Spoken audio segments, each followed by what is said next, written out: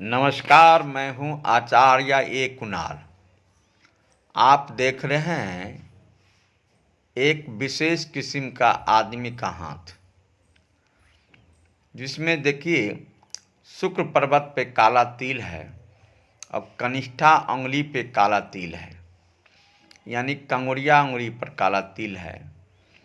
और बुध का माउंट पर्वत गिरा हुआ है, व्यापार रेखा ताकतवर है। जहाँ पे मैंने दूसरा तीर जो लगाया है तीर, वहाँ पे देखिए व्यापार रेखा भी है ताकतवर, अब बुध पर्वत गिरा हुआ है। आज इसी विषय पर हम चर्चा करेंगे ये तीनों चीज़ का प्रभाव क्या होगा। पहले हम आपको प्रथम शुक्र पर्वत पे यानी अंगूठा के नीचे वाला जो माउंट है इस हथेली में, उस पर्वत पर चर्चा करूँगा। वह शुक्र पर्वत बड़ा उन्नत है, तो कहता है ऐसे जातक को धन, प्रेम, प्रतिष्ठा, किसी चीज़ की कमी नहीं रहेगा।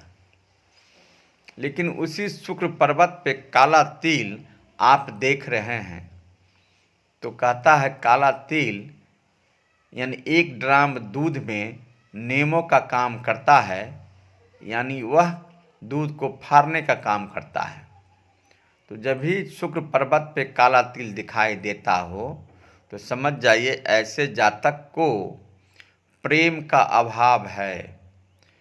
प्रेम ऐसे जातक को काम के लिए ही किया जाता है, ऐसे व्यक्ति को काम के लिए ही प्रेम किया जाता है।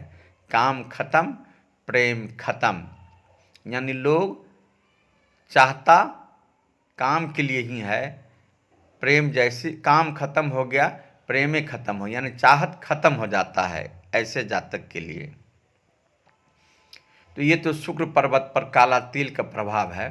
और शुक्र उन्नत है, इसलिए मान सम्मान, धन वाला और ऐशो आराम वाला जिंदगी तो है, सभी प्रकार का सुख सुविधा वाला जिंदगी तो है। लेकिन वह तिल जो है 1 ड्राम दूध में नीमों का काम कर भी रहा है। अब आइए दूसरा तिल के बारे में हम लोग चर्चा करते हैं। दूसरा तिल है कनिष्ठा अंगुली पर, यानी कंगुरिया अंगुली पर काला तिल है। जब कंगुरिया अंगुली पर, कनिष्ठा अंगुली पर काला तिल हो, वो भी दायां हाथ में हो, तो समझिए ऐसे जातक को दोनों हाथ से पैसा नुकसान, धन नुकसान होता है। यानी जातक धन तो कमाता है लेकिन धन नुकसान करता है। यानी दोनों हाथ से किसी न किसी कारणवश धन का नुकसान होते रहता है और जातक देखते रहता है। इसी प्रकार बुध पर्वत भी इस जातक का नीच है। आप देख सकते हैं बुध पर्वत भी इस जातक का नीच है।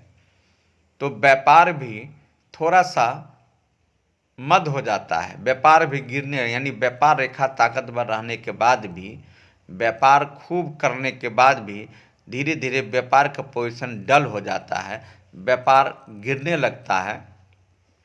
जिस लायक वह चाहता है व्यापार, उस लायक उसका व्यापार नहीं होता है। एन वक्त पर बुद्धि विवेक भी काम नहीं करता है, अब व्यापार भी नुकसान होता है। और ऊपर से कनिष्ठा अंगुली पे काला तिल है, तो धन का हमेशा नुकसान होने का संकेत है। धन आएगा और नुकसान भी होगा।